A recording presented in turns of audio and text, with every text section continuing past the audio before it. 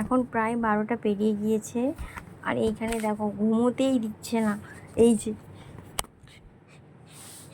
মানে রাত 12টার সময় কী ধরনের বদমাশি।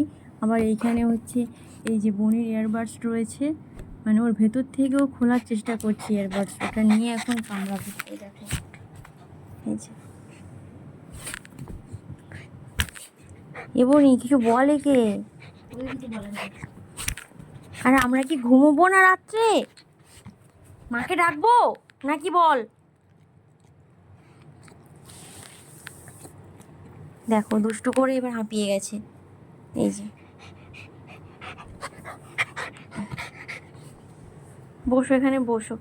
এই দেখো টাইমটা আমি দেখাচ্ছি তোমাদের, কটা বাজে, 12টা 10। মানে কি বলবো এই দুষ্টুকে, দেখো